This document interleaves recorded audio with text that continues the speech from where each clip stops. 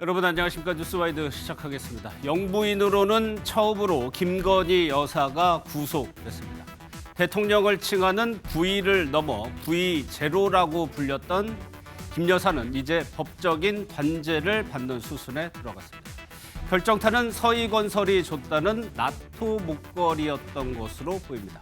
특검이 실물과 모조품을 같이 제출했음에도 목걸이를 받지 않았다는 답변이 거짓말로 받아들였을 테고 이는 증거인멸 우려로 연결됩니다. 김 여사를 구속시킨 특검은 곧바로 내일 오전 소환을 통보했습니다. 그리고 남은 의혹 규명에 속도를 내고 있죠. 명품 시계와 또 다른 명품 목걸이, 샤넬백 등 아직 구체적인 연결고리를 찾지 못한 사안들이 많습니다. 영상부터 보고 시작하겠습니다. 말씀하셨던 아무것도 아닌 사람 의미가 뭐였습니까? 명품 선물 관련 사실대로 진술한 거 맞나요?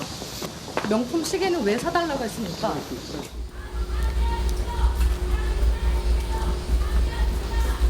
서희건설 회장이 목걸이 전달했다는 자소서 냈는데 어떤 입장이세요? 속필성 주장에 대해서 어떤 입장이신가요? 혐의 세 가지 여전히 모두 부인하신 입장이십니까? 가방 시계 안 받았다는 입장이신가요?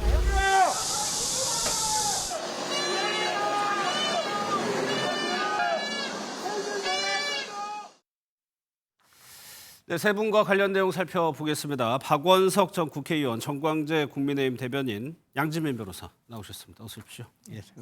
어제 김건희 여사의 구속 여부가 정치권을 넘어서 국민적인 관심사였기 때문에 박 의원님도 여기저기서 알아보시고 들은 얘기들이 있었을 것 같아요.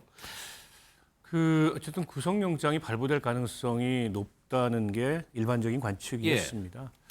어쨌든 도주와 증거인멸의 우려라는 게 이제 구속영장 발부 시에 가장 중요한 이제 요건 중에 하나인데, 김건희 여사가 어쨌든 혐의를 다 부인을 했어요.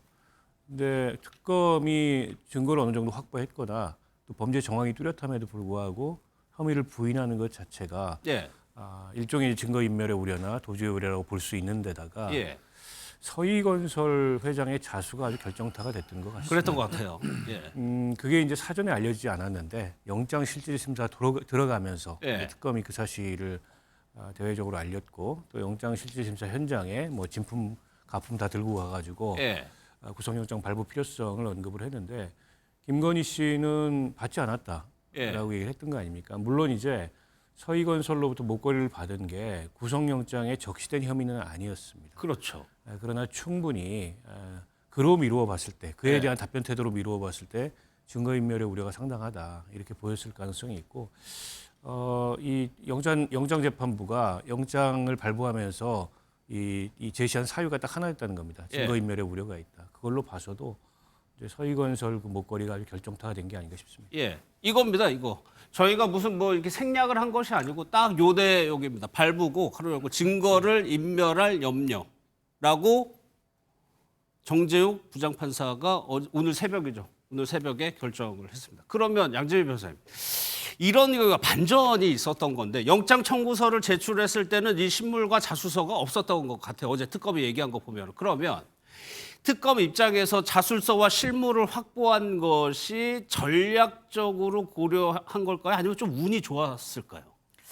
일단은 압수수색을 통해서 이 유의미한 어떤 증거를 확보를 했기 때문에 결국에는 그것이 단초가 돼서 자수서도 이끌어낼 수 있었고 실물까지 확보를 할 수 있었던 것으로 보입니다. 그리고 여기에서 전략적으로 구체적인 실물이라든지 아니면 자수서에 대해서 이 김 여사 측에는 전혀 공유하지 않고 그러니까 이 영장 청구서에 이 내용을 담아서 한꺼번에 제출을 하게 되면 이것이 외부로도 알려질 가능성이 있다 보니까 애초에는 이 20쪽 가량의 청구서를 먼저 내고 그다음에 의견서를 첨부하는 방식으로 해서 의견을 개진하는 것을 하나의 전략으로 삼았을 수도 있겠고요. 물론 시기적으로 촉박해서 이렇게 전격적으로 이 증거물이라든지 자수서를 제시했다라고 볼 여지도 있지만 아마도 특검에서는 이 부분에 대해서 기존에 확보했다라고 하더라도 이 당일에 임박해서 내지는 당일에 전격적으로 공개하는 것이 유효한 전략이라고 판단했을 가능성이 있습니다. 아니 그러면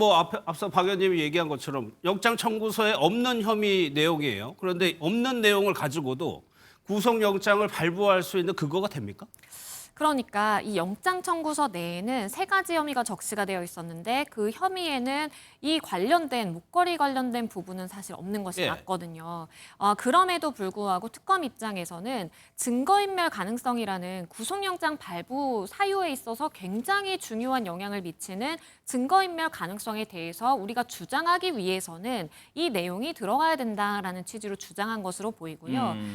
물론 김 여사 측에서 변호인단이 굉장히 이제 강하게 반발을 했습니다. 예. 왜냐하면 이건 별건이다. 그리고 영장 청구서에 담기지 않은 내용에 대해서 재판정에 들어와서 이 변론을 하는 것은 안 된다라고 이야기를 했기 때문에 담당 재판부 판사도 이 부분을 받아들여서 좀 짧게 요지를 설명해달라라고 이야기를 했다라고 예. 하고요. 일반적으로 이것을 명확하게 이제 형사 재판이라고 한다면 별건이라고 항의하는 부분에 대해서 재판부가 온전히 받아들였을 겁니다. 그런데 지금 본류의 재판이 아니라 본안 재판이 아니라 영장을 발부할지 말지 증거인멸 가능성이 있을지 아닐지에 대한 판단을 하는 부분이기 예. 때문에 일부 변호인단의 의견을 받아들이고 다만 증거인멸 가능성에 대한 피력할 수 있는 하나의 근거로서 작용할 수 있는 부분이기 때문에 시간을 예. 일부 할애해줬다라고 보입니다. 그러니까 특검에서 자수서하고 진품하고 모조품이라는 목걸이를 재판부에 제출하니까 정관제들 이 예. 변호인단 측에서도 상당히 당황을 했던 것 같아요. 언론 보도 당시의 법정의 모습에 언론 보도를 보면은 좀 큰일 났다 이런 분위기를 보도하는 기사도 있었거든요.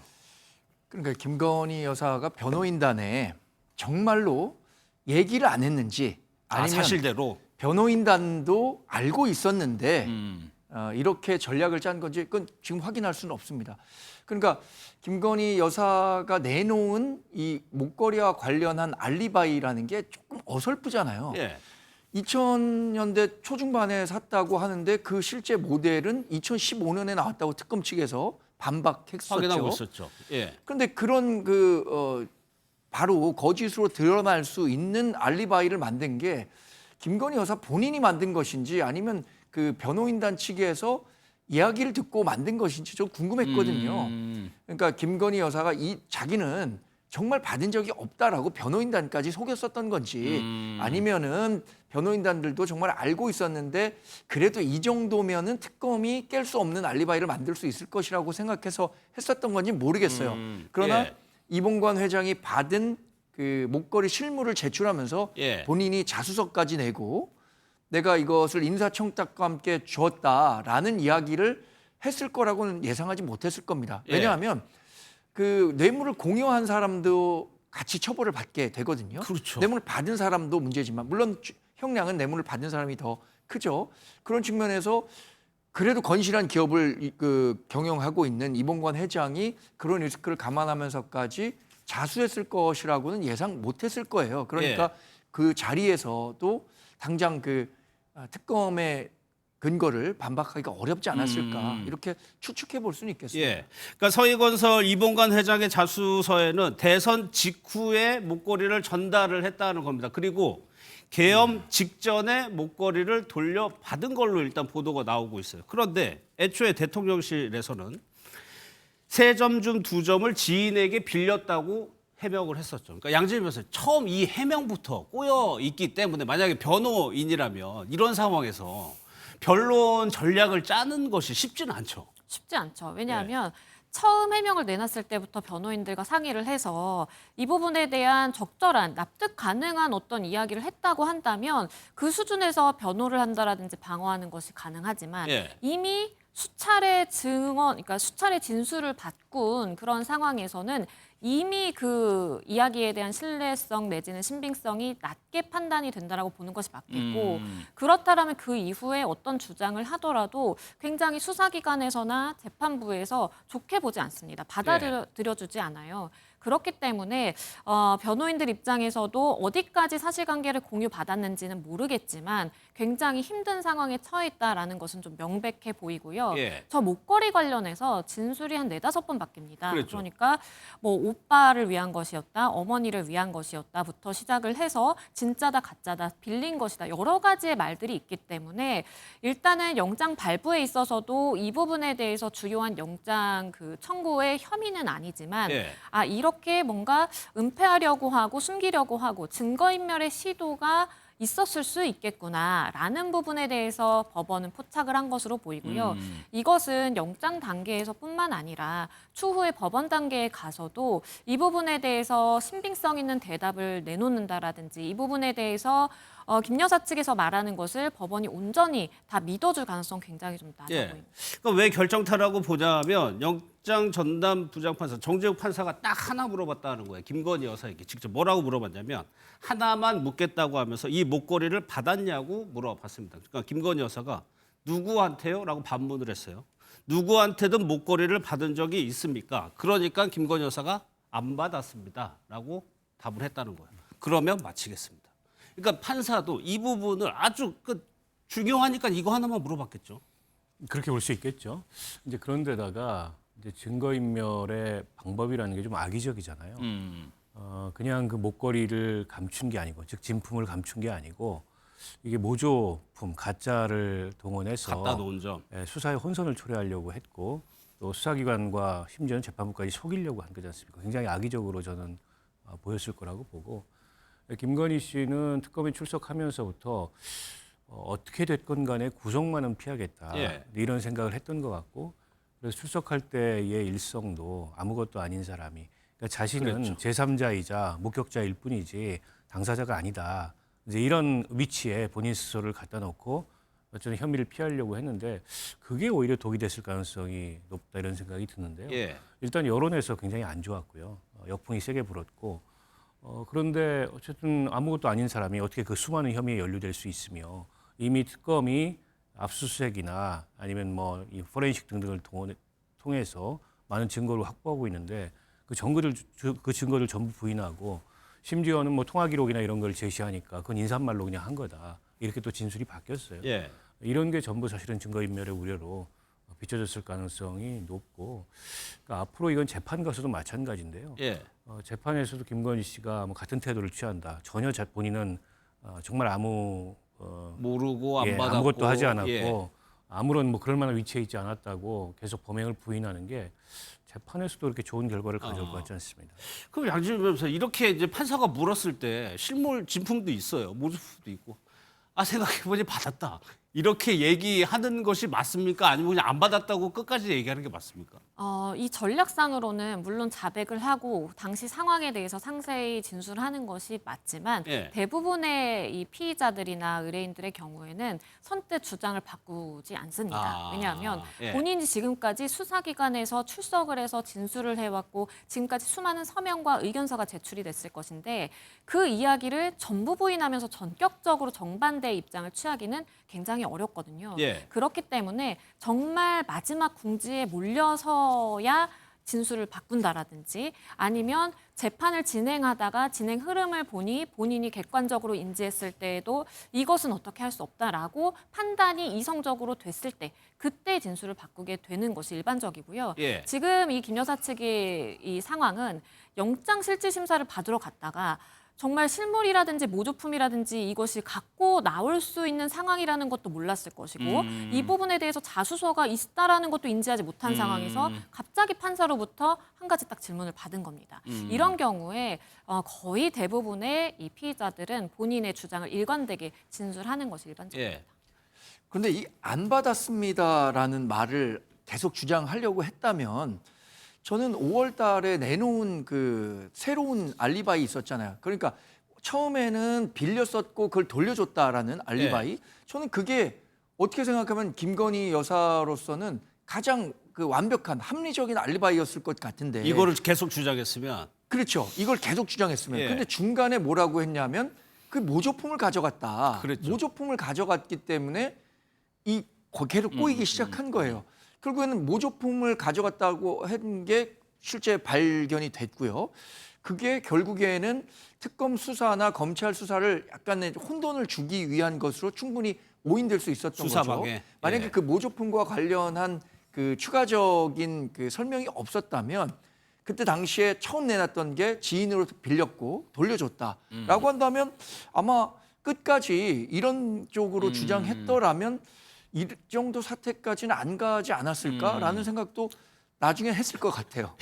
그때는 결과적으로. 못했겠지만. 네. 예. 그러니까 이제 빌린 거였다라는 주장을 계속 유지하려면 특검에서 어제 뭐냐면 몇 년 뒤에 돌려줬다고 그랬거든요. 그러니까 몇 년 뒤에 빌려준 걸 돌려줬다는 주장을 해야 되는 상황이긴 해요. 그렇죠. 예. 그러니까 이 부분에 대해서도 아마 검토를 했을 겁니다. 음. 그리고 오히려 첫 번째 나온 이야기가 진실에 가까울 수 있다는 생각이 지금에서야 들어요. 그러니까 빌렸다가 예. 돌려줬다 몇 년 후에 이것이 사실은 진실에 부합할 가능성이 있는데 그때 당시에도 판단을 해봤겠죠. 왜냐하면 내가 이거를 정말 대여 목적으로 처음에 받았을까라는 것을 고려했을 겁니다. 예. 대여 목적이 아니라 실제로 그냥 수수한 거였다가 나중에 돌려주게 된 상황일 수가 있어요. 그렇기 때문에 이 부분에 대해서 변명을 한다라든지 아니면 어떠한 이야기를 하기가 좀 쉽지 않았겠다라는 생각이 들고 두 번째로는 법리적으로 봤을 때 이런 고가의 목걸이의 경우에는 사실 대여를 하는 것 자체도 비용이 든다라고 볼 수 있습니다. 근데 몇 년 동안을 내가 무상으로 이거를 가지고 있으면서 사용을 했다라는 것은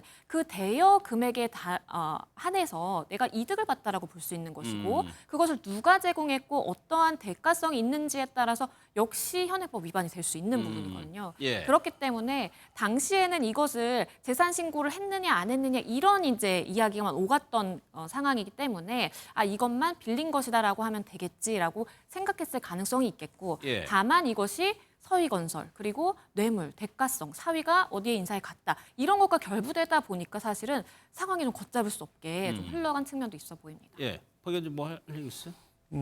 나토 회의에 저 목걸이를 착용하고 갔던 게 2022년 6월이고요. 그로 인해서 2022년 9월에 고발이 됩니다. 예. 지금 돌려줄 시점이 정확하게 언제인지 확인은 안 되는데 네, 정확하게 안 나와요. 어쨌든 예. 특검이 발표한 바로는 그 2022년 9월 이후다 적어도. 그러면 논란이 이미 돼서 고발까지 됐는데도 불구하고 저걸 가지고 있었다는 거 아니에요. 애초부터 이건 이제 빌릴 의도하고는 무관하게 예. 뇌물로 받은 거고. 그리고 뭐 법리상으로도 아마 이 변호인들이나 이런 분들, 변호사들이나 이런 분들 얘기를 들어보면 고발된 이후에 그걸 돌려줬다면 뇌물죄 피하기 어렵다. 이렇게 보시는 것 같아요.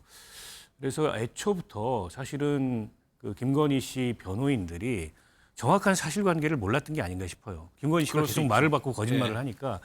근데 의뢰인이 사실을 얘기하지 않으면 전략을 세울 수가 없습니다. 그렇지 않습니까? 아마 어제 영장실질심사 과정에서 김건희 씨 변호인들도 적지 않게 전 당황을 했을 거라고 봅니다. 그동안에 여러 차례 말이 바뀐 것도 모자라서 이게 알고 봤더니 이제 진품이 나오고 자수서가 나오고 하니까 뭐 어떤 변론도 그 상황에서는 불가능한 거 아니겠습니까? 예. 근데 본인은 이제 끝까지 부인을 하고 당연히 영장이 발부될 수밖에 없는 상황이었죠. 그러니까 지금 상황으로서는 변호인단이 최소한 진품을 서희 쪽에다가 건네 다시 돌려줬다는 사실도 몰랐을 가능성이 있어 보여요. 정광재 대변인 이렇게 아까 준 사람도 만약에 뇌물이라면 처벌을 받을 수 있음에도 불구하고 서희건설은 왜 자수서까지 상세하게 자수서를 내고 진품까지 특검에다 갖다 줬을까도 의문이거든요.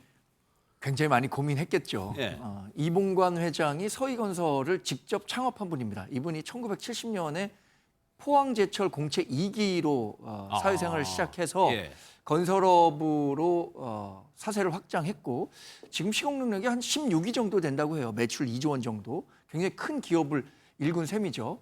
근데 이 건설사들이 이렇게 성장하는 과정에서는 저는 뭐 권력과의 관계가 불가분의 관계가 있다고 생각합니다. 포항 출신이라고 하는데 MB 정부 때 또 경희대 출신으로 알고 있거든요.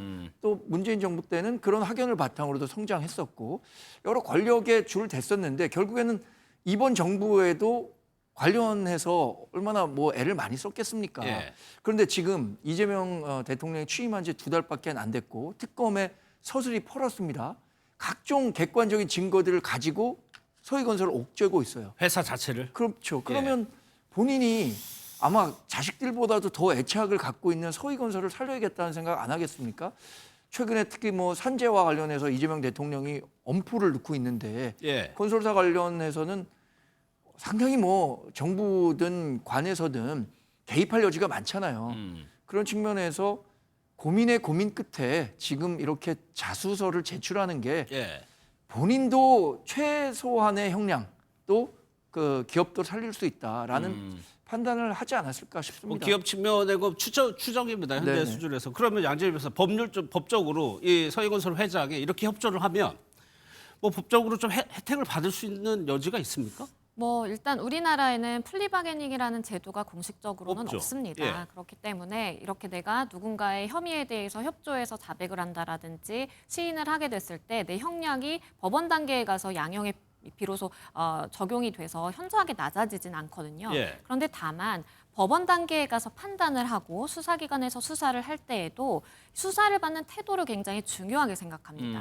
성실하게 조사에 임했는지, 얼마나 사실에 부합하는 이야기를 함으로써 관계 당사자들의 그러한 범행을 밝히는 데 있어서 공이 있는지 여부 등을 종합적으로 판단을 하기 때문에 일단은 본인이 무턱대고 부인을 하고 아니면 중언부언 설명을 하는 것보다는 자수서를 제출을 하고 간명하게 당시 상황에 대해서 육하원 측에 맞게 설명을 하는 것이 훨씬 좀 도움이 된다라고 볼 수가 있겠고요. 법적으로 봤을 때에도 일부 사례의 경우에는 사실상 협조를 함으로써 인신구속에 있어서의 조금의 이제 유리함을 도모할 수 예. 있다라든지 그런 측면을 노리지 않았나 싶습니다. 뭐 구속영장 청구 권한은 검찰이 가지고 있는 거니까요.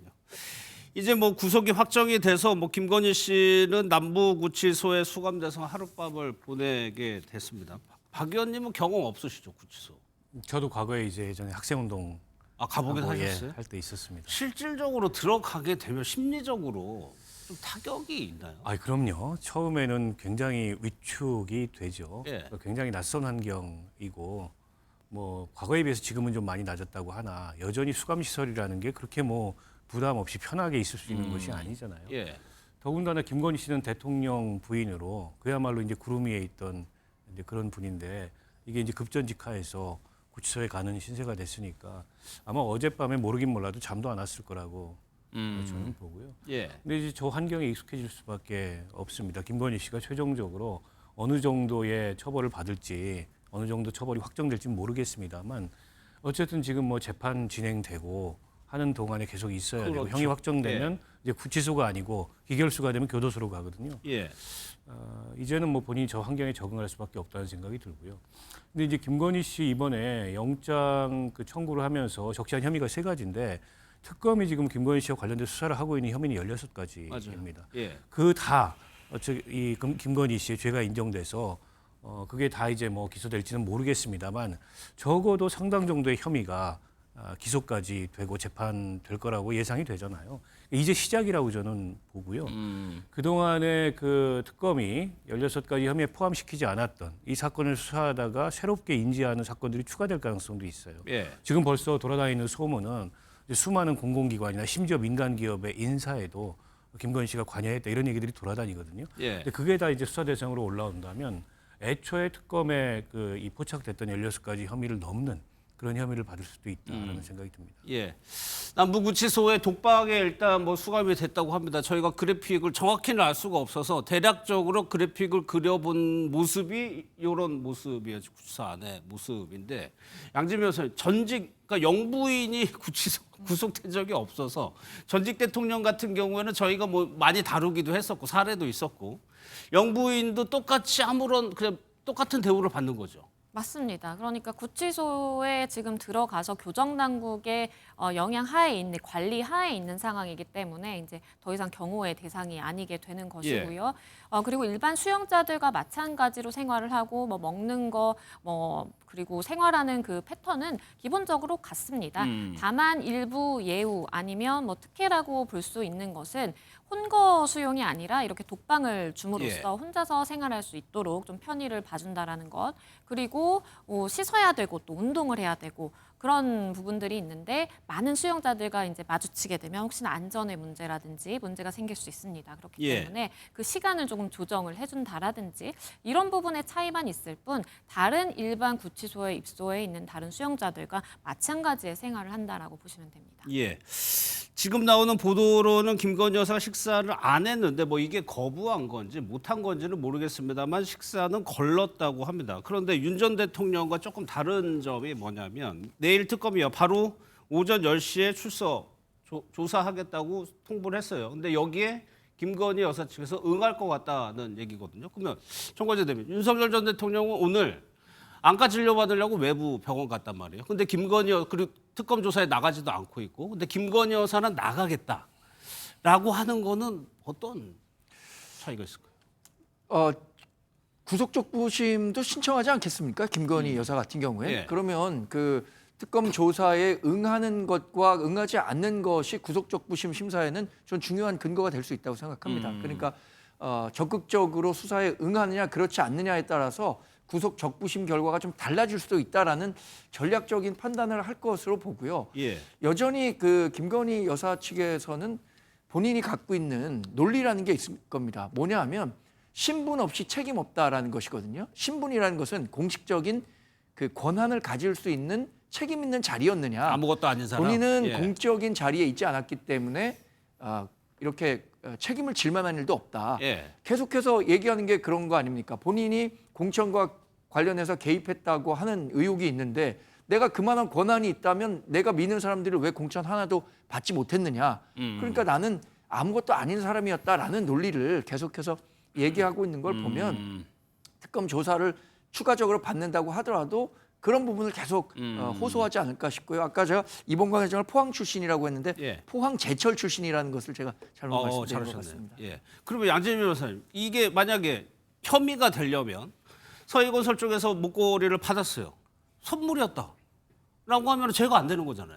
이게 무언가 대가를 가지고 이후에 뭔가가 일어나야 이게 죄가 형성되는 거 아닌가요? 그렇죠. 이제 원칙적으로 직무 관련성과 대가성에 대한 입증이 이제 수반되어야 되는 것입니다. 그런데 이제 그냥 뭐 나는 대가를 바라지 않고 줬고 그리고 나도 뭘 해줄 생각 없이 그냥 받았다라고 순수한 선물로 얘기를 하기로는 일단은 그 액수, 금액이 굉장히 크고요. 그리고 판례를 보더라도 우리가 이러한 직무 관련성이나 대가성을 인정하기 위해서 반드시 내가 뭘 언제 이렇게 하는 걸 도와주세요라고 구체적으로 명시할 필요가 없습니다.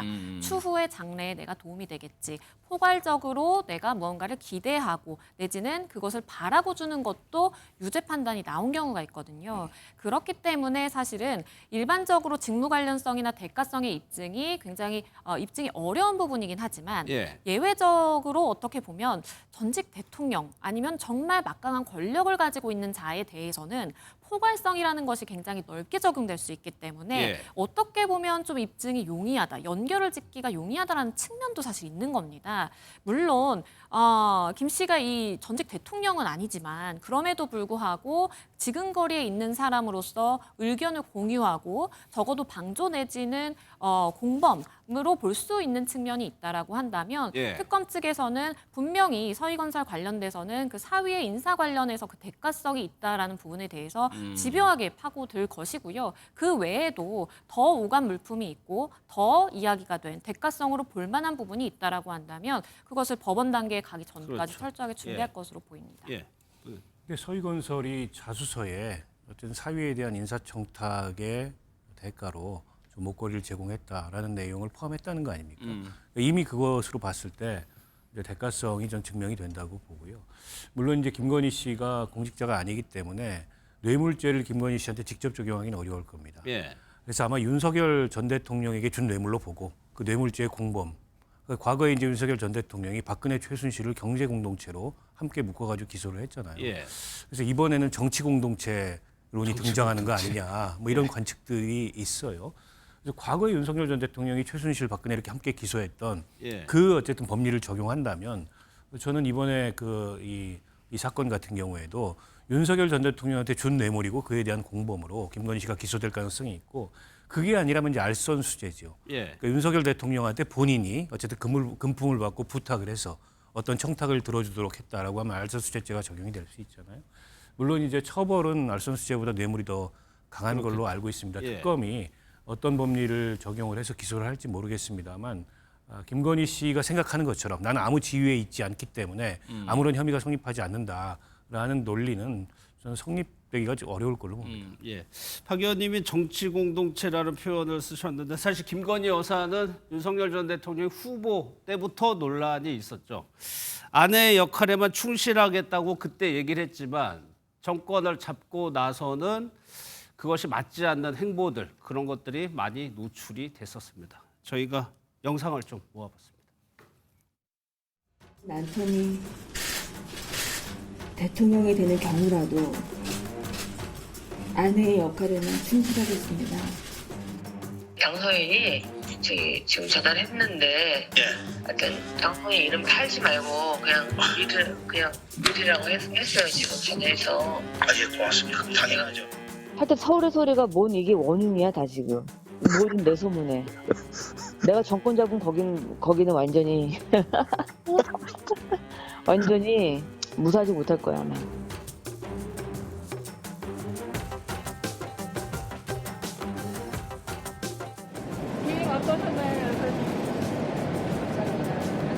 할 말씀 하시지. 한 말씀 해주세요.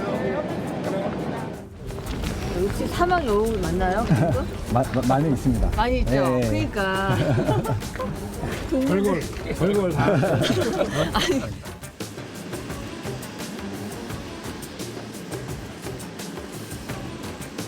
한 분 한 분의 삶을 더 따뜻하게 보듬기 위해 마음과 노력을 다하겠습니다.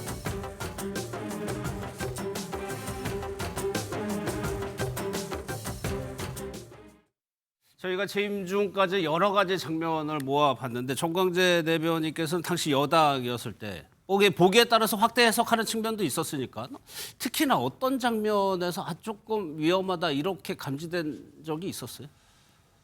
일단 파우치백 논란이 점화됐었을 때입니다. 그때만 제대로 대응했었더라면 저는 지금과 같은 상황까지 연결되지 않았을 거라고 생각합니다. 물론 뭐 첫 단추는 아내의 역할에만 충실하겠다고 했는데 그러지 않았기 때문에 잘못 깨어졌다고 생각하는데 그게 가장 감정적으로 크게 부각된 게 파우치백 논란이었어요. 최재형 목사. 네. 근데 그때 당시에 당내에서 이거 선거 지난 다음에 특검을 받을 수도 있다라는 메시지를 냈잖아요, 한 번. 근데 그 메시지가 나오자마자 대통령실이 그 메시지를 발설한 사람이 누구냐를 색출해서 그게 당시에 한동훈 전 비대위원장인 줄 알고 비대위원장직에서도 내려오라고 했다는 거 아닙니까? 근데 결과적으로는 한동훈 전 비대위원장이 했었던 이야기가 아니라 당시에 친윤 핵심이라고 했었던 다른 정치인이 했었던 이야기예요. 근데 그때 당시에 특검 카드를 총선 이후에라도 받겠다라고 했더라면 4.10 총선에서 이렇게 무참하게 패배하지는 않았을 겁니다. 우리 당이. 그러면 뭐 국정을 운영하는 데 있어서 충분한 동력을 4.10 총선에서 받을 수 있었을 것이고 뭐 민주당이 얘기하는 탄핵 공세, 전 탄핵 공세도 이렇게 적극적으로 나오지 못했을 거라고 생각합니다. 그러면 결국 뭐 이런 극단적인 계엄까지 이루어지지 않았을 텐데 당시에 이 파우치백과 관련해서 윤석열 전 대통령이 박절하지 못해서 그랬죠. 이런 얘기를 했고 그 김건희 여사도 이 문제와 관련해서 얘기만 나오면 경로했다는 거 아니에요? 그러니까 그때 잘못 깨어진 단추가 결국에는 이렇게 계엄으로까지 연결됐고 지금의 상황을 연출하는 가장 결정적인 장면이 되지 않았을까 싶습니다. 그럼 여권 주류에서도 그렇게 건의를 했지만은 받아들이지 않았다. 그럼 박 의원님 결국에 이거를 끊을 수 있는 사람은 윤석열 전 대통령이었을 텐데 윤 전 대통령도 저렇게 박절하지 못했다는 식으로 좀 폄하했던 이유는 뭐라고 보세요? 글쎄요, 결국에 이제 대통령으로서 자신의 가족의 문제에 대해서 그에 대한 논란의 문제에 대해서 어떻게 다뤄야 되는지에 대한 원칙도 기준도 좀 없었던 게 문제의 원인이 됐다고 봅니다. 대통령 되기 이전에 이런저런 구설에 올라서 그 선거 중에 나와서 사과도 하고 했잖아요. 그건 이제 대통령 되기 이전의 일입니다. 근데 대통령이 된 이후에도 이제 김건희 씨 관련된 여러 구설이 끊이지 않았고 김건희 씨가 뭐 국정에 관여한다 이런 얘기까지 나왔잖아요. 특히 이제 앞서 이제 우리 정광재 대변인도 얘기했던 그 파우치백 논란이 나왔을 때 그게 2023년 11월입니다. 공개가 된 게. 그리고 그 직후에 이제 총선이 있었고 이게 특검까지 아니더라도 2024년 5월에 총선 이후에 이원석 검찰총장 지시하에 전담수사팀이 구성이 돼요. 근데 그 결론이 뭐였습니까? 수심위까지 가가지고 혐의 없음. 이렇게 결론이 났어요. 그때까지 대외 행보를 김건희 씨가 안 하고 있다가 그 직후에 수심위 결론 직후에 이제 대외 행보를 시작해서 그 문제의 마포대교 사진이 나오는 겁니다. 허리에 이제 손 얹고 업무 지시하는. 그리고 3개월 있다가 바로 이제 비상계엄이 터진 거거든요. 결국 이제 명태균 씨 사건이 불거지면서 이른바 명태균 황금폰의 존재가 공개되고 그로 인해서 명태균 씨와 윤석열 김건희 부부와의 관계, 뭐 총선 공천 개입 논란 이게 전면화될 상황에서 비상식적이고 비정상적이고 위헌적인 그런 비상계엄을 선포함으로써 오늘 여기까지 온 거잖아요. 그러니까 자신 가족 문제에 대해서 다른 사람도 아닌 배우자 문제에 대해서 조금만 원칙을 가지고 엄격하게 예. 진행을 했더라면 여기까지 안 올 수 있었겠죠. 특검은 아니더라도 당시 이원석 총장 지시하에 진행됐던 이 검찰의 전담 예. 수사팀이 제대로 수사해서 제대로 밝히도록만 개입하지 않고 놔뒀더라도 이렇게 안 갔을 겁니다. 근데 수사팀 다 교체했잖아요. 그래서 중앙지검장 바꾸고 그 중앙지검장 지시하에 이른바 이제 황제 조사하고 검찰총장한테 수사 결과도 보고 안 하고 이런 있을 수 없는 일들이 그 과정에 다 있었던 거거든요. 결국 김건희 씨가 뭐 V0 대통령 이상의 역할을 했다지만 김건희 씨 선출된 사람이 아니기 때문에 예. 그에 대한 책임을 김건희 씨한테까지 뭐 물을 수는 없고 이 모든 책임은 저는 윤석열 전 대통령의 책임이다 이렇게 봅니다. 예.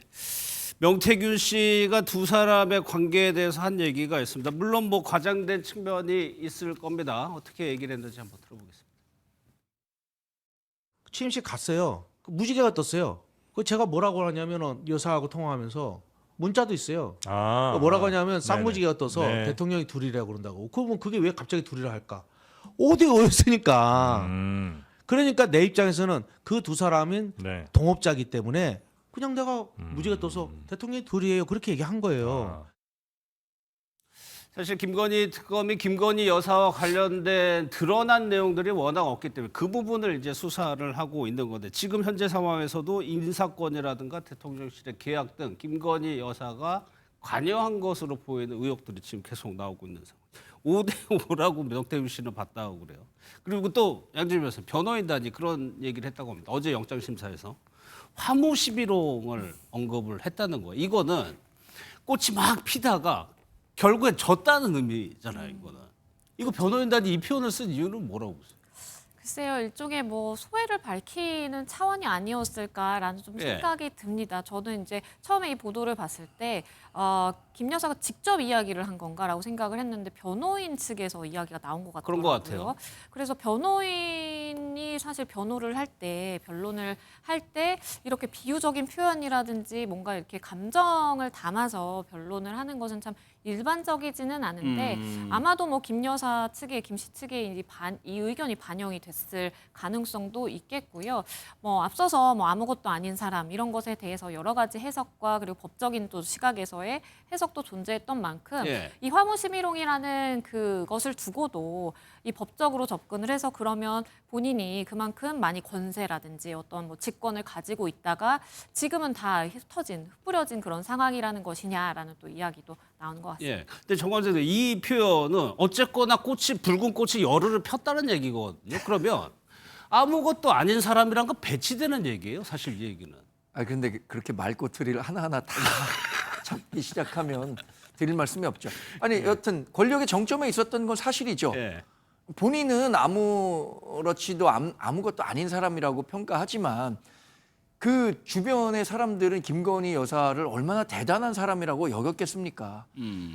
사실 권력 주변에는 그 권력을 이용해서 호가호위하려는 사람들로 넘칠 겁니다. 예. 아마 김건희 여사는 벌써 취임 초부터 그런 이야기들이 정치권에 많이 돌았잖아요. 김건희 여사를 움직여야 윤석열 전 대통령을 움직일 수 있다. 그리고 김건희 여사와 가까운 사람들이 이른바 대통령실 홍보 라인에는 대거 포진돼 있더라. 예. 이런 이야기들이 있었던 걸 보면 본인은 아무것도 아닌 사람이라고 했지만 주변에서는 굉장히 중요한 사람이라고 평가했을 겁니다. 본인의 생각보다 다른 사람이 어떻게 생각하느냐가 중요하거든요. 정치권에선. 그래서 뭐 화무 11홍이라는 말을 지금에야 깨달았다고 한다면 정말 안타까운 일이죠. 예. 권불 10년 화무 11홍은 우리가 중학교만 들어가도 여기서 하는 얘기 아닙니까? 얼마 전에 유행했던 카지노라는 드라마에서도 차무식 씨가 그런 얘기 했었잖아요. 예. 지금 권력을 갖고 있는 사람들도 이 얘기는 꼭 새겼으면 하는 바람도 갖고 예. 있습니다. 사실 공개된 발언이 적죠. 김 여사 관련해서. 그런데 정치권에 회자되는 얘기는 굉장히 많았습니다. 그나마 공개된 얘기를 보면 박 의원님. 내가 청와대 가면 전부 감옥에 넣어버릴 것이다. 남북 문제에 대해서는 내가 좀 나설 계획이다. 이거를 국정현안하고 아주 밀접하게 적극적으로 개입하겠다는 의지잖아요. 이런 게. 아니 그 말만 들으면 영부인의 자의식이 아니잖아요. 예. 거의 대통령의 자의식을 갖고 있는 겁니다. 그러니까 본인이 후보로 나서서 이 선거에 뛰어든 그런 이제 선출직에 출마한 사람은 아니지만 어쨌든 본인의 남편이 대통령이 되는 순간 그건 곧 내가 집권하는 거다. 이런 자의식을 갖고 있었던 것 같아요. 그러니까 예. 저렇게 국정에 거침없이 개입을 하고 이런 수많은 이제 의혹과 논란의 당사자가 된 게 아닌가 싶은데요. 저는 지난 3년을 지금 진행되고 있는 특검 수사를 보면서 재구성을 해보자면 이건 뭐 저만의 생각일 수도 있겠습니다만 윤석열 전 대통령보다 김건희 씨가 더 바빴던 것 같아요.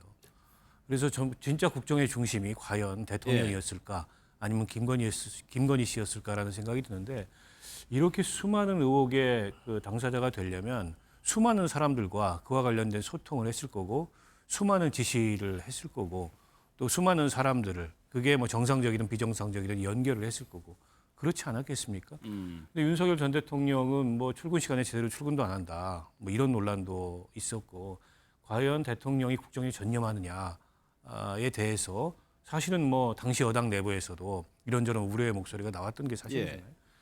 그런 면에 비추어 봤을 때 V0라는 얘기가 그냥 뭐 말하기 좋아하는 사람들이 만들어낸 얘기가 아니고 특검이 지금 다시 재구성하고 있는 지난 윤석열 정권 3년만 보더라도 오히려 국정의 몸통은 김건희 씨가 아니었나라는 생각이 들 정도입니다. 예. 또 하나의 오버랩되는 인물이 조국 전 대표 부부입니다. 6년 만에 두 부부의 운명이 정반대 상황이 됐죠. 사실 윤석열 전 대통령이 정치적으로 성장할 수 있었던 배경에는 조국 전 대표의 수사가 크게 한몫을 했는데 이거 박 의원님께 여쭤볼게요. 6년 만에 조국 전 대표 사면 복권, 부부로 사면 복권되고 곧이어 부부가 초유에 구속되는 일이 6년 만에 벌어졌어요. 정치라는 게 원래 이런 겁니까? 글쎄요, 뭐 정치가 다 그렇지는 않습니다만 굉장히 어떻게 보면 상반된 그런 이제 운명이 돼버렸는데요. 그래서 일각에서는 이게 인과응보 아니냐. 조국 전 장관이 물론 잘못한 것도 있지만 그 가족에 대해서 검찰총장 시절부터 정말 과도한 그런 수사를 했지 않습니까? 이제 그 대가를 이제 본인이 치르고 있다. 뭐 천벌받았다 일각에서는 이런 얘기까지 하는 분들이 있는데요. 정말 대조적으로 이 두 가족의 운명이 엇갈리는 것 같습니다. 조국 전 장관과 그 부인 정경심 씨가 사면 복권이 되는 날 김건희 씨마저 구속이 됨으로 인해서 전직 대통령 부부 동시 구속이라는 헌정사 초유의 이런 그 상황이 돼버렸고 조국 뭐 전 장관 가족들 그동안에 고통은 겪었지만 어쨌든 사면 복권으로 인해서 그동안에 이제 본인들을 짓눌러 왔던 그런 법적 족쇄로부터 풀려나게 됐잖아요. 그래서 저는 좀 이 정치하는 사람들 특히 이제 권력을 가진 사람들은 권력을 자제할 줄 알아야 된다. 그런 이제 제도적 자제가 안 되고 그 권력을 마음껏 휘둘렀을 때 반드시 그에 따른 어떤 대가랄까요? 그런 걸 어떤 형태로든지 치를 수밖에 없다. 치르게 돼 있다. 이런 교훈을 또 하나 지금 저 이 운명적인 장면에서 얻을 수 있지 않을까 싶습니다. 예. 사실 뭐 정리를 해드리면 뭐 다들 기억하시겠지만 문재인 대통령이 검찰총장으로 임명을 하고 조국 당시 수석을 수사를 하죠. 그래서 갈등을 빚게 되면서 국민의힘으로 입당을 해서 대선 후보로 선출돼서 대통령이 됐죠. 여기에 대해서 정관님 김문수 후보는 정치보복 프레임, 정치적인 복수다라고 주장을 하던데 국민의힘에서는 지금 수사를 다 이렇게 보고 있는 건 아니죠. 권력과 관련해서 화무시비롱이라고 했는데 이 최근의 상황을 보면서 인생과 관련해서는 세옹지마란 말이 생각날 수밖에 없는 대목입니다. 조국 전 대표 부부는 정말 사면 복권이 돼서 자유의 몸이 되고 다음번 정치 행보를 꿈꾸고 있는데 그렇죠. 그 두 사람을 구속시켰던 윤석열 전 대통령 부부는 영호의 몸이 된 상황이 그 인생사 세옹지마란 말을 떠올리게 합니다. 즉 김문수 후보가 지금 얘기하고 있는 것이 우리 당이 전체가 갖고 있는 생각은 아니죠. 저도 뭐 구성원의 한 사람으로서 다양한 의견을 이렇게 TV에 나와서 얘기하고 있습니다. 정치 보복이라고 하기에는 지금 윤석열 전 대통령 내외가 안고 있는 혐의와 이 정황, 증거, 증언들이 너무나 명확하죠. 죄가 있으면 그에 따른 책임을 져야 하는 게 뭐 우리 사법체계가 갖고 있는 정의라고 생각합니다. 조국 전 대표는 본인들은 억울하다고 하지만 그분들도 죄가 있었기 때문에 검찰이 조사를 했고 대법원 판결을 받았던 겁니다. 윤석열 전 대통령도 지금 받고 있는 혐의에 대해서는 저는 우리 사회가 갖고 있는 법치의 틀 안에서 단죄할 부분은 단죄가 돼야 된다고 생각하고요. 김문수 지금 당대표 후보가 얘기하고 있는 것은 지금 8월 22일로 다가온 선거 이게 있으니까 예. 당장 우리 당원들에게 위로의 메시지를 주는 차원이라고 이해하고 있습니다. 예, 하나 더 여쭤볼게요. 오늘 특검에서 중앙당 압수수색을 했는데 물론 이미 제출식으로 자료를 받는 형태라고는 해요. 이 부분에 대해서 지금 당의 인식은 어때요? 당혹스럽습니다. 특히 특검이 이른바 몇몇 그 특수 종교 단체가 한꺼번에 같이 가입했던 것 아니냐. 그래서 우리 당원 명부를 요청하고 있는 것으로 아는데. 당원 명부. 당원 명부는 우리가 그 정치 활동에 대한 자유를 보장하고 있고 당원 명부는 비공개가 원칙입니다. 그런데 특정 종교가 한꺼번에 조직적으로 가입했느냐 그렇지 않았느냐 이걸 확인하기 위해서 당원 명부까지 요구하고 있는 것은 우리 정당 정치의 아주 근간을 흔들 수도 있는 일이기 때문에 굉장히 협조하기가 어려운 부분이 있다고 생각하고요. 나머지 부분들 있잖아요. 나머지 부분들은 우리가 협조해야 하는 부분은 협조를 해야겠죠. 그러나 당원 명부 공개와 관련한 일에 대해서는 왜 그게 수사 대상이 돼야 되는지 이해하기 어렵습니다. 박 의원께서는 어떻게 보세요? 이게 개별 현역 의원들 압수수색하는 거하고 좀 다른 측면일 수도 있을 것 같은데 또 특검에서는 당연히 해야 되는 절차라고 얘기를 하고 있고요. 지금 이제 그 국민의힘의 여러 정치인들이 공천 개입 관련해서나 혹은 건진 관련된 로비 여기에 이제 이름이 등장을 하잖아요. 예. 때문에 이제 당과 이런 의혹들과 어떤 관계가 있는지 특검 입장에서 확인해 볼 필요가 있었을 것 같고요. 지금 우리 정광재 대변인이 얘기했던 대로 당원 명부라는 건 이제 정당의 핵심적인 정보고 정당이 보호해야 하는 이제 개인 정보에 해당하기 때문에 압수수색에 잘 응하지 않는 게 사실입니다. 그러나 이제 국민의힘이 지금 받고 있는 의혹이 2023년 아마 전당대회였던 것 같아요. 예. 거기에 이제 특정 종교의 교인들이 대거 당원 가입을 해서 전당대회 특정 후보를 당선시키려고 했다라는 의혹을 받고 있고 그와 관련해서 권성동 의원이죠. 정확하게 얘기를 하면은 지금 통일교 측과의 이러저러하게 이제 유착들이 보도가 되고 있지 않습니까? 그래서 그걸 확인하는 차원에서 아마 협조를 구해서 이미 제출 형식으로 필요한 자료를 전달받고자 했던 거였고 물론 이제 국민의힘에서 특검이 원하는 자료를 다 제출했는지는 모르겠어요. 제가 보기에 당원 명부 제출은 아마 응하지 않았을 가능성이 높습니다. 근데 제1야당의 당사를 그렇다고 강제 압수수색하는 거는 또 특검으로서는 굉장히 부담스러운 일이고 강제 압수를 하게 되면은 충돌이 발생을 할 거예요. 그 압수수색에 응하지 않습니다. 보통은 정당들이. 그래서 이제 특검도 그런 점을 감안해서 가능한 선에서 협조를 요청한 게 아닌가 싶고요. 지금 오늘 통일교 교인들의 당원 가입 문제를 확인한다고 압수수색 영장에는 적시가 돼 있습니다만 그거 말고도 지금 공천 개입 관련해서도 어쨌든 당시에 공천이라는 건 당의 공식적인 절차입니다. 그 절차를 통해서 공천이 어찌됐건 간에 이루어졌어요. 근데 그 과정에 이 당의 업무를 윤석열 전 대통령 부부와 또 여러 사람들이 개입해가지고 방해했다. 이게 이제 사건의 요지잖아요. 그렇게 되면 국민의힘은 피해자이기도 해요, 한편으로는. 그렇죠. 당이 피해를 입은 거잖아요. 그러면서 또 당이 이 공천 과정이 상식적이지 않고 정상적이지 않고 비정상적이었다라는 것에 대해서 또 특검은 들여다봐야 되는 상황이고 관련자들을 소환해야 되는 그런 상황이 아닌가 싶습니다. 여러모로 국민의힘은 좀 위기적인 그런 상황이 아닌가 싶습니다. 이 부분도 그렇고요. 앞으로 김건희 특검이 수사해야 될 사안이 굉장히 많습니다. 뭐가 남았는지 어제 좀 특검보 브리핑 보고 살펴보도록 하겠습니다. 서희건설 측은 윤석열 전 대통령 나토 순방 당시 김건희 씨가 착용한 방 클리프랜 아펠 목걸이를 교부한 사실을 인정하는 취지의 자수서를 특검에 제출하였습니다. 김건희 씨 오빠의 인척 주거지에서 발견된 가품과 위 진품 목걸이 실물 2점을 증거로 법정에 제시하였습니다. 특검은 김건희 씨 오빠의 인척 주거지 압수수색 과정에서 바쉐론 콘스탄틴 여성용 시계의 보증서가 발견된 것과 관련하여 김건희 씨에 대하여 대통령실 경호 관련 로봇계 수입 업체와 연관된 특가법상 알선 수재 혐의로 수사 중에 있습니다.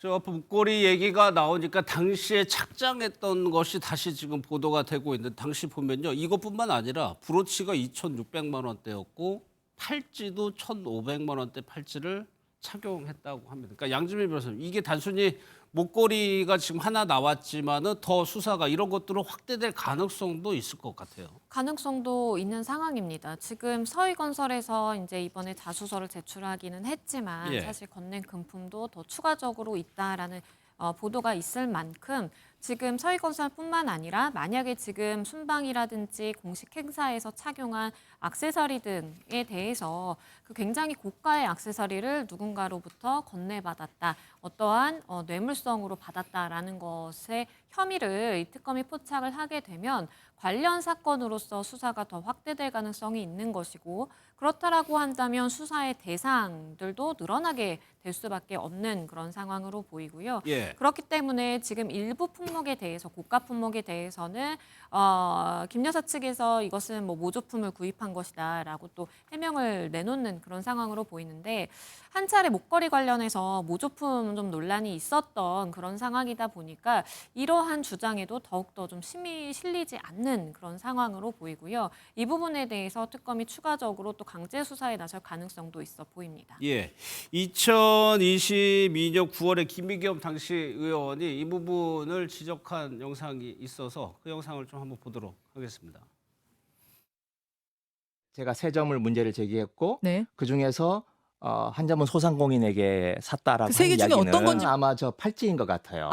자주 왜 그러냐면 쳤으니까. 저게 지금 1,500만 원 정도로 값이 가장 싸니까 이걸 소상공인이 샀다 그러면 500만 원 이하짜리로 주장을 할 수 있고 그러면 신고 안 해도 되잖아요. 저 보석류도 지인에게 빌렸다라고 하는데 두 개 합치면 거의 1억에 가까운 액수입니다. 예. 외제차 한 대 값이죠.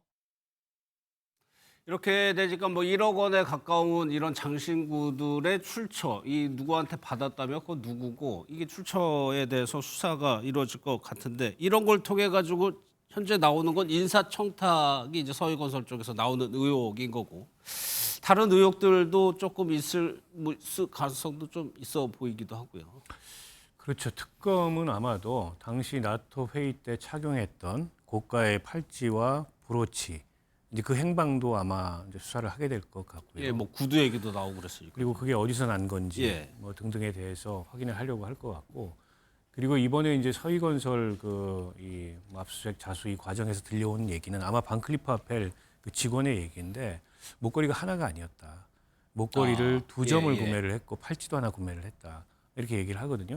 지금 특검에서는 그것도 다 김건희 씨가 받았을 가능성을 유력하게 의심하면서 수사를 진행하는 게 아닌가 싶고요. 그렇다면 지금 저 이제 목걸이는 그 서희건설 쪽에서 받은 걸로 확인이 되고 있지만, 당시에 착용했던 고가의 이제 팔찌나 브로치는 도대체 어디서 받은 건지, 그건 무엇의 대가였는지, 이런 게 다 이제 수사 대상이 되지 않겠습니까? 예. 그래서 제가 아까 이제 산 넘어 산이라고 얘기한 게 김건희 씨 이제 3가지 혐의 적용해가지고 구속이 됐을 뿐입니다. 예. 나머지 아직 특검이 갖고 있는 혐의만 해도 10몇 가지가 되는 데다가 또 혐의가 추가될 가능성이 있어서 예. 수사에만도 상당한 시일이 걸릴 거고, 아마도 이제 뭐 그중에 몇 가지 혐의나 그 인정이 돼서 기소가 될지 모르겠습니다만 뭐 중형을 피할 수 없겠다. 이렇게 뭐 그냥 봐도 예상이 됩니다. 애초에 크게 논란이 됐었던 양평고속도로 뭐 노선 변경 의혹 이런 건 아직까지 시작도 안 한 시작도 안 한 것 같고, 오늘 또 뭘 했냐면 관저 이전과 관련해서 당시에 공사업체하고 이 감사했던 감사원을 압수수색을 하고 있습니다. 그러니까 글쎄요, 이게 특검 기간 연장을 좀 민주당에서 생각하는 것 같기도 한데 그 부분이 현실화될 수 있을지도 모르겠고요. 또 하나가 저희가 어제 또 말씀해드렸던 이 시계입니다. 시계. 그런데 이 시계에 대해서 주장이 현재까지는 조금 엇갈려요. 양지민 변호사님, 돈의 출처거든요. 이 시계를 사줬다는 사람은 김 여사 측이 줬다고 하고, 또 일부만 줬다고 하고 못 받았다고, 좀 여러 가지 엇갈리는 상황입니다. 보도가. 그렇죠. 그러니까 지금 이 서모 씨, 로봇계 관련된 사업을 한다라는 이 서모 씨의 진술이 조금 완전하지 않은 그런 상황인데요. 얘기를 하는 것에 따르면 5천만 원 상당의 시계이고, 그리고 그 중에 이제 일부 할인을 받아서 3,500만 원가량, 그러니까 3천만 원대의 시계를 구입했는데, 김 여사로부터 받은 것은 한 500만 원가량이라고 하고 그러면 나머지 금액을 본인이 냈느냐 예. 아니면 누구로부터 송금을 받아서 냈느냐 이 부분에 대해서 주장이 좀 명확하지가 않은 좀 함구하고 있는 상황이에요. 그렇기 때문에 하나의 추측을 해볼 수 있는 부분은 그러한 자금의 출처가 지금 밝힐 수 없는 뭔가 부정한 자금일 가능성이 하나 이제 있는 것이고 그리고 혹시나 지금 본인이 있는 사실 그대로 진술을 했다가 만약에 본인이 어떠한 뇌물의 공여 혐의라든지 추가적으로 이 김 씨 측과 뭔가 공범 관계에 엮일 수 있는 그런 상황에도 놓일 수 있다라는 측면에 대해서 여러 가지 좀 고려가 있는 것이 아닐까라는 좀 생각이 들고요. 일단 지금 주장하는 바에 따르면 시계값을 김 여사로부터 처음부터 다 받기로 약속이 됐는데 예. 일부만 받아서 나머지는 다른 사람이 낸 것이다라는 주장도 있는 상황이기 때문에 추가적으로 그 자금을 준 사람에 대한 조사도 필요한 그런 상황입니다. 예. 또 하나 수사가 단초가 될 만한 인물이 김혜성 씨입니다. 어제 오후 늦게 귀국을 했죠. 바로 특검에서 체포를 해갔는데 영상을 좀 한번 보도록 하겠습니다. 김건희 여사와 관련된 의혹들 어떻게 소명할 계획이십니까? 그 어떤 불법적이거나 부정한 일에 연루된 바 없습니다. 특검에 최대한 협조하고 성실히 조사받겠습니다. 김혜성 씨는 보신 것처럼 아주 강력하게 부인하는 입장을 내보이고 있는데 박 의원께서는 일단은 특검이 신변을 이제 가지고 있어서 구속영장을 청구할지도 결정할 테고 조사를 이제 본격적으로 한단 말이에요. 진술 변화 가능성도 있어 보이세요? 뭐 가능성을 배제하기 어렵고요. 그러니까 저분이 그 김건희 씨 모녀하고 굉장히 가깝습니다. 예. 최은순 씨 잔고증명 그 조작 사건에 잔고증명 조작을 본인이 해줘서 그로 인해 처벌도 받은 그렇죠. 분이에요. 근데 이제 저분이 차린 렌터카 업체에 이를테면 카카오라든지 또 효성이라든지 한국주택 금융이라든지 이런 유수의 민간 혹은 공공기업들이 투자를 했는데 예. 그 사업이 그런 투자를 그런 기업들로부터 받을 만큼 그렇게 유망한 사업도 아니었고 저분이 그렇게 유망한 경영자도 아니었고 결국에는 김건희 씨를 보고서 184억이라는 돈을 준 거 아니냐 이렇게 지금 의심을 하고 있는데 그 184억이 사라졌습니다.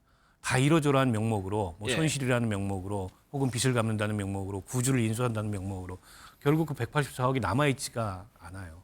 결국 돈이 어디론가 다 샜고 이제 그 돈의 향배를 김혜성 씨 수사를 통해서 찾는 것 그리고 김건희 씨하고의 관련성 요게 이제 수사의 핵심일 그렇죠. 텐데 예. 지금은 범행을 완강히 부인하고 있습니다만 아마 특검이 다른 경로를 통해서 확보한 이제 뭐 증거나 증언들이나 이미 이제 그 기업 오너들 다 불러가지고 조사했잖아요. 이제 그런 걸 제시하면서 이제 압박을 한다면 진술이 바뀔 가능성도 있다고 봅니다. 양 변호사님 결국 핵심은 그거겠죠. 이 김혜성 씨의 자금이 김건희 여사 쪽으로 흘러갔느냐 여부? 맞습니다. 예. 지금 일단 받고 있는 혐의는 횡령배임에 대한 혐의도 있어요. 그러니까 회사에 손해를 끼침으로써 본인의 이익을 추구했다라는 부분인데 이것은 영장 청구를 위해서 일단은 한 혐의인 것이고요. 가장 중요한 것은 그러니까 특검 입장에서 초점을 맞추고 있을 부분은 결국에는 수사의 칼날은 김 여사를 향해 있다라고 보는 것이 맞겠고 예. 본인이 김 여사를 등에 업고 이러한 자금을 끌어왔다라기보다는 김 여사에게 보고가 됐고 이런 부분에 대해서 모종의 합의 내지는 소통이 있는 상황에서 이것이 이루어진 것 아니냐라고 특검은 의심하고 있는 상황입니다. 알겠습니다. 세 분과는 여기서 마무리하고요. 이제 정치권 현안 짚어보도록 하겠습니다.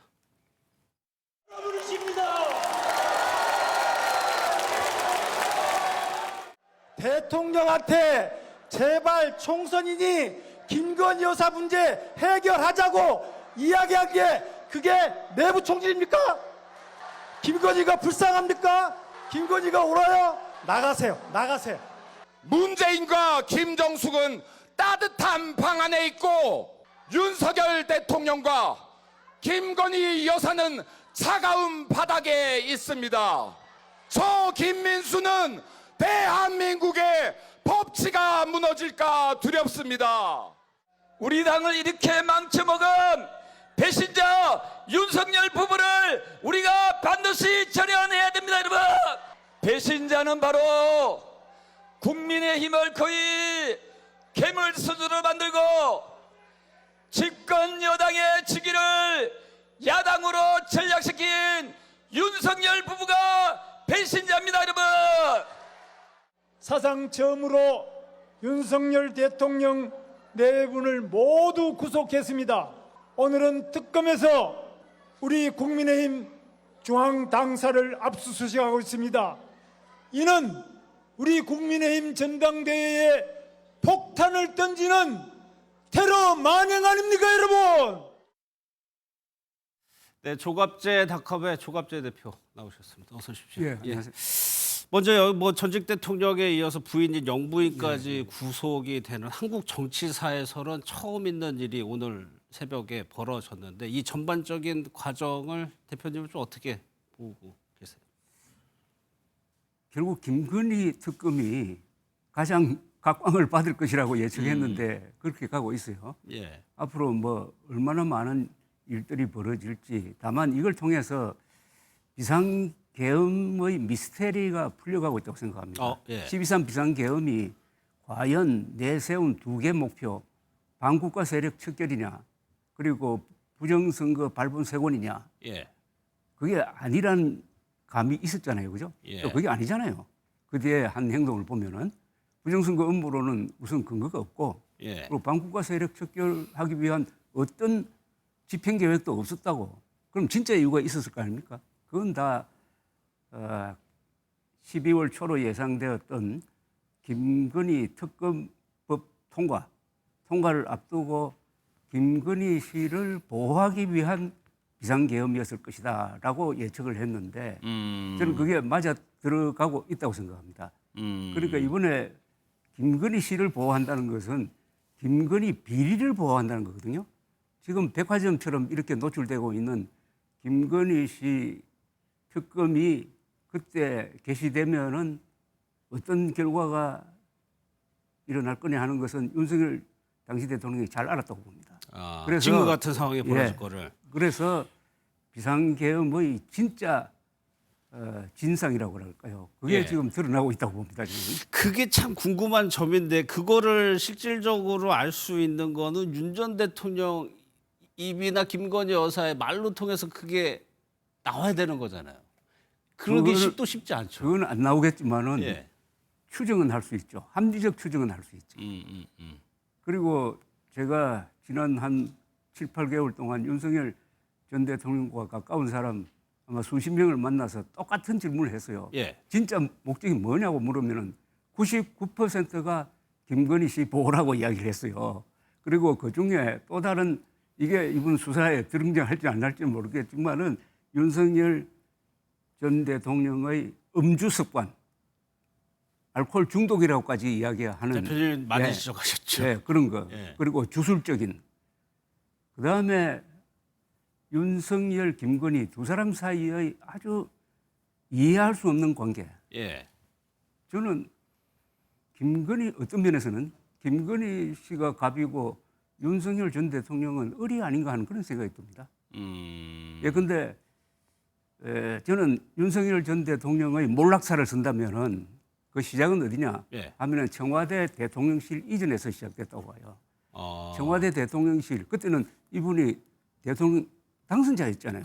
아무런 법적 권한이 없습니다. 그런데 국방부를 딱 찍어가지고 두 달 사이에 짐 사고 나가 했잖아요. 그리고 밀고 들어간 것 아닙니까? 그 뒤에 일어난 일은 얼마나 황당한 일들이 계속 벌어졌습니까? 옮겨놓고 퇴임 때까지 대통령실 이름을 짓지 않았어요. 아니 아기가 태어났는데 3살 먹었는데도 이름 안 지어주는 아빠가 있습니까? 그건 뭐냐 하면은 윤석열 대통령도 내가 실수를 했구나라고 느꼈다고 봅니다. 그러니까 이거는 윤석열 전 대통령의 뜻이 아니라고 봐요. 저는 김건희 씨의 청와대로 들어가면 안 된다는 데서 출발했다고 봅니다. 그래서 오늘 특검에서 감사원도 그렇고 그 공사업체를 압수수색하면 추가로 특검이 계속 수사를 한다면은 더 드러날 것이 있다는 말씀이시네요. 안 그래도 그 사건을 작년부터 주시해 왔는데 관저공사에 주관사 비슷하게 참여했던 회사 이름이 21g이라는 회사잖아요. 그렇죠? 그 김건희 씨하고 여러 가지로 인연이 있는 그 21g이 뭔지 아십니까? 무슨 뜻인지 아세요? 그것까지 모르겠는데요. 영혼의 무게라요. 무게랍니다. 21g이. 21g이란 아마 영화도 있을 거예요. 서양 사람들이 하는 이야기로 사람이 죽으면 몸무게가 21g 준답니다. 줄어든답니다. 아, 그게 영혼의 그래서 무게라고 저는 하는군요. 이 회사도 그런 관계로 김건희 씨와 가까운 것 아니냐 하는 그런 생각을 해왔는데 어쨌든 감사원 그때 감사 보고서를 보면은 10여 개 회사를 모집을 해가지고 공사를 하는데 그중에 한 반 정도는 무허가 회사였다고요. 무허가로 했는데 그 뒤에 깊게 들어가지 않고 감사원 감사가 상당히 피상적으로 끝이 났습니다. 예. 근데 이번에 바로 그 21g이라는 회사를 집어서 지금 조사를 하고 있는데 여기서 또 무슨 일이 일어날지 모른다 이겁니다. 그러면 대표님은 개인적으로 그 김건희 특검에서 수사하는 여러 가지 10개가 넘는 혐의 중에 또 주목하고 계시는 대목이 있으세요? 저는 총괄적으로 보면은 인사 청탁 또는 인사 개입이 많을 거라고 봐요. 인사. 예. 그리고 뭐 이번에 드러난 그 목걸이도 결국 그 인사와 관계되는 거잖아요. 예, 그 얘기죠.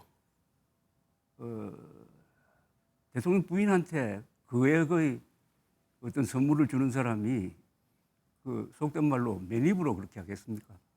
계산이 있을 것 아닙니까? 그 계산이 거의 다는 이권 또는 인사로 연결되는 것 아닌가 하는 생각이 듭니다. 예.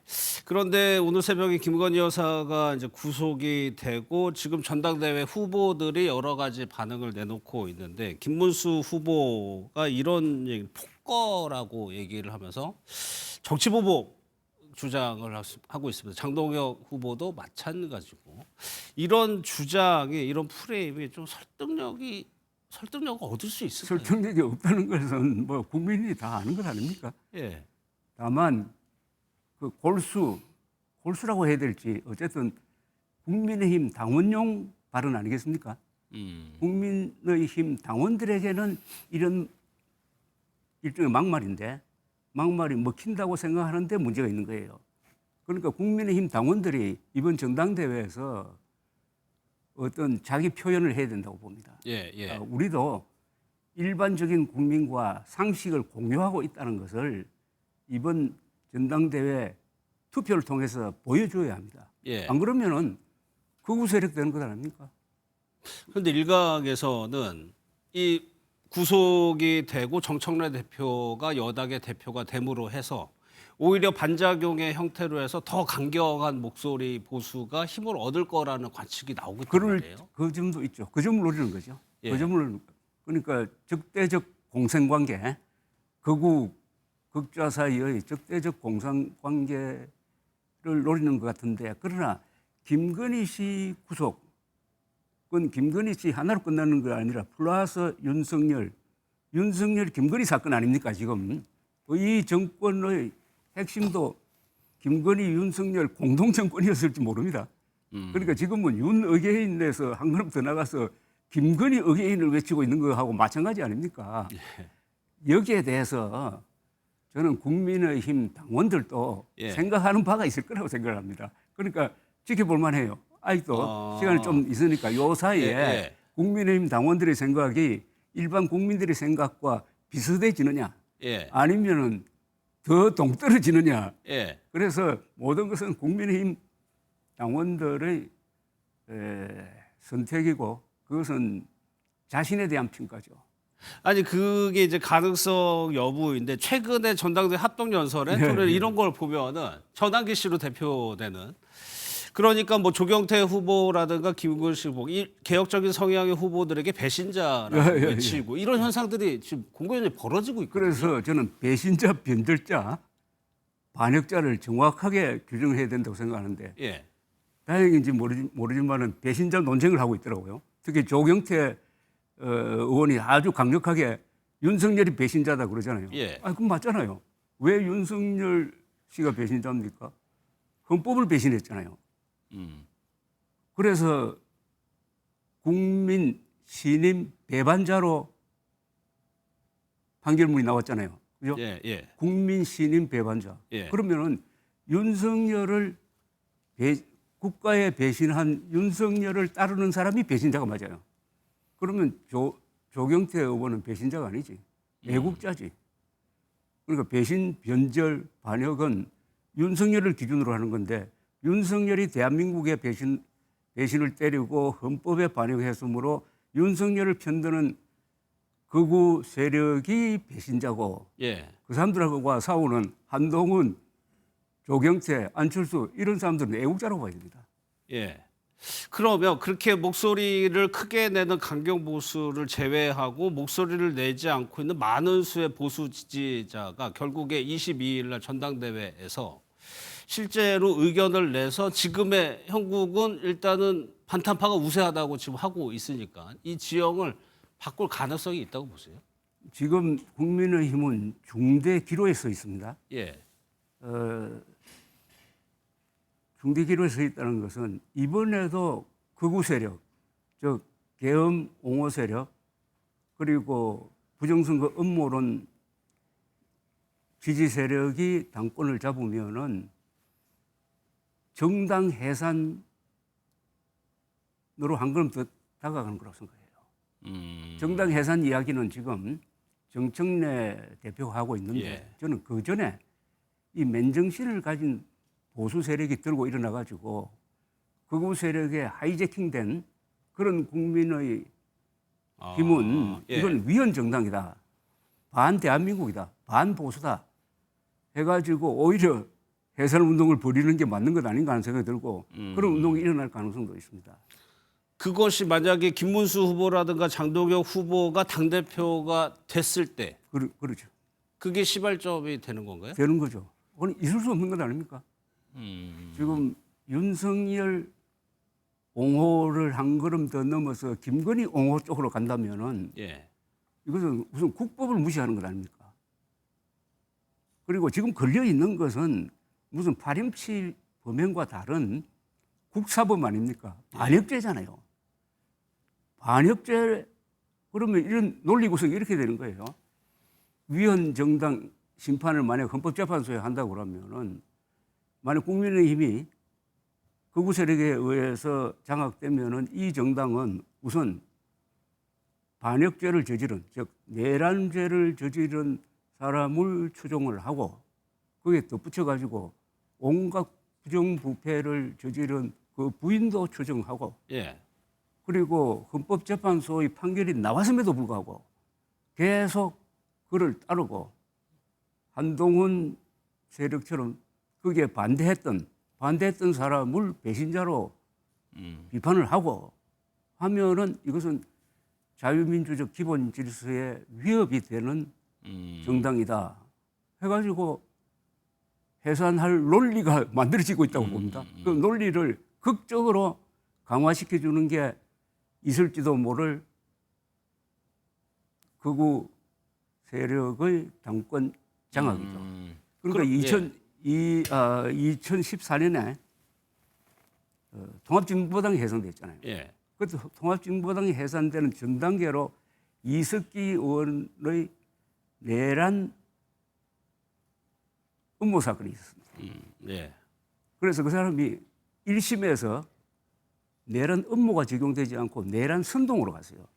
내란 음모는 구체적인 계획이 있어야 되는데 실행 계획이 별로 없었다는 거지. 내란 음모로 가서 징역 9년 받았습니다. 그게 통합진보당 해산의 중요한 근거가 됐다고. 그런데 윤석열 대통령은 내란 우두머리 아닙니까? 또 내란 음모가 아니고 내란 선동도 아니고 내란 실행범 아닙니까? 그 사람과 전련하지 않는 정도가 아니라 그 사람과 더 한 덩어리가 돼가지고 밀고 나오는 이 세력에 대해서 헌법재판소가 어떤 판단을 하게 될지 생각하면은 국민의힘 당원들이 정신 차려야죠. 알겠습니다. 다른 이슈도 여쭤볼게요. 이제 광복절에 이재명 대통령 국민 임명식이 열리는데 여기에 대해서 박근혜 전 대통령, 이명박 전 대통령 뭐 각각의 사유는 있습니다만 불참하기로 결정을 했어요. 이 대통령이 취임하면서 통합 굉장히 강조했는데 외형적으로 그런 중요한 행사에 보수 진영의 전직 대통령이 참석하지 않으면서 좀 잘 안 되는 듯한 모습을 보이고 있거든요. 이게 대통령 취임식이 아니잖아요. 그죠? 취임식 같으면 참석했겠죠. 그런데 취임식보다는 축하식 비슷하잖아요. 그죠? 그러니까 꼭 참석해야 되는 그런 강제성은 좀 약한 것 아니냐. 그리고 이번 사면 과정에서 예. 너무 자기 편만 챙기는 바람에 아 그렇게 생각하세요? 불참할 수 있는 명분까지 준 거 아닙니까? 예. 그렇게 생각합니다. 사면 자체는 어떻게 평가하세요? 사면은 딱 두 사람으로 지금 대표되고 있는 거 아닙니까? 조국, 윤미향. 예.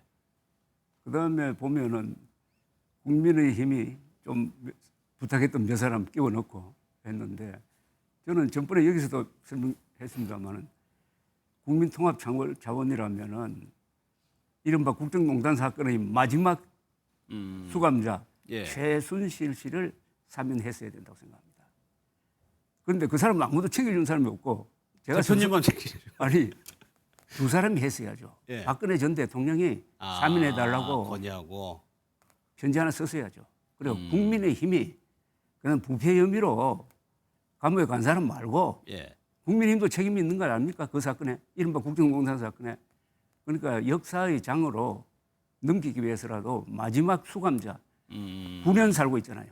예. 9년 살고 그리고 조국 씨와 비교하면은 얼마든지 사면할 수 있는 논리가 있는데 예. 아무도 챙겨주지 않으니까 사면 본연의 의미를 상실했다고 봅니다. 사면이라는 것은 여기에 휴머니즘이 있어야 됩니다. 예. 사면이라는 것은 왕이나 대통령 거의 절대 권력자가 할 수 있는 아주 따뜻한 조치입니다, 이게. 그게 9년째 살고 있는 최순실 씨를 비켜갔다고 하니까 예. 이 사면의 본연의 뜻이 희석되었다. 아니 일전에 이재명 대통령 만나셨을 때 요 얘기 안 하셨어요? 했어요. 하셨었어요? 그때 대통령이 뭐라고? 그렇죠. 뭐 반응에 대해서는 제가 설명드릴 수 없고. 하긴 하셨군요. 뭐 앞으로 물론 기회는 있어요. 저 연말에 또 있으니까. 예. 알겠습니다. 8.15 요거 이제 15일 행사 얘기 나온 김에 이번에 이제 모레면 광복절인데 대표님이 45년생 그때 45년 해방동입니다. 예, 라고 들었습니다. 진짜 해방동입니다. 왜냐하면 해방 뒤에 나왔거든. 해방 뒤에. 45년 10월입니다. 그러면은 이번에 광복절을 맞는 좀 특별한 감회라든가 소감 같은 게 있어요? 뭐 감동 그 자체죠. 지난 80년 전과 지금을 생각하면 천지개벽의 위대한 문명 건설을 했고 예. 저는 가끔 영어로 표현합니다만은 The greatest story ever told. 가장 위대한 이야기, 위대한 스토리를 우리가 만든 것 아닙니까? 그래서 이럴 때는 80년 동안에 욕을 먹어가면서 박수 받아가면서 한 사람 말고 욕을 먹어가면서도 이런 번영을 이룬 사람들에 대한 감사의 표시가 있어야 된다고 생각합니다. 음수사원이란 말이 있잖아요. 우물물을 마실 때는 이 우물을 누가 팠느냐를 생각해야 된다. 이 대한민국이라는 우물을 누가 팠습니까? 물론 여러분들이 있지만은 한 사람을 꼽아라면은 이승만 대통령이지. 이승만 초대 대통령. 자유민주주의 시장경제라는 그 노선에 깃발을 꽂은 분. 그리고 그 뒤에 물론 뭐 여러 가지 실정도 있습니다만은 또 국가 차원에서 이번에 그 윤석열 대통령 있을 때입니다만은 기념관도 짓기로 했으니까 예. 이승만 대통령에 대한 생각을 하는 그런 광복 80주년 그리고 정부 수립 77주년입니다. 예. 알겠습니다. 오늘은 여기까지 하도록 하겠습니다. 예, 고맙습니다. 예. 네, 이제 사건 사고 소식으로 넘어가도록 하겠습니다. 우리 할머니, 친할머니가 저와 같이 이렇게 손님들 보셨어요. 할머니가 제가 어느 날 신병이 너무너무 도져가지고 힘이 들어서 어느 단골네를 찾아갔더니 이제 때가 돼서 신을 받아야 된대요. 내가 정말 나처럼 파란만장한 인생을 사는 사람도 없구나. 이게 뭔 인생이 이 모양이야. 결혼해서 자식을 낳아왔더니 자식들을 먼저 보내. 내가 큰딸아이하고 막내아들을 보냈잖아요. 그리고 나서 또 열심히 살아보겠다고 먹고 살겠다고 이렇게 열심히 뛰는데 또 날더러 무당되래. 뭐 이런 팔자가 다 있어? 꿈에서 그러더라고. 꿈에서. 바보 같은 놈. 아무리 봐도 바보 같은 놈. 이런 소리가 들리는 거야. 누가 날더러 자꾸 바보라고 그러는 거야 하면서 이렇게 딱 깼는데 갑자기 직감으로 무당이면 어때? 떳떳이 살고 열심히 살다 가면 그뿐이지. 세 분과 이어가겠습니다. 김유진 아나운서, 양지민 변호사, 서정빈 변호사 나오셨습니다. 안녕하세요. 정옥인 씨 배우하다가 무속인 된 건 알았는데 최근에 국세청의 조사 대상이 됐다면서요? 맞습니다. 어제 여러 매체를 통해서 정옥은 씨가 2021년까지 사업자 등록을 하지 않고 신당을 운영을 했고 이 과정에서 신당을 통해서 얻은 수입을 신고하지 않았고 또 과세 대상이었지만 세금도 미납을 해서 이런 것들이 국세청 조세 대상에 올랐다. 이런 보도가 전해졌습니다.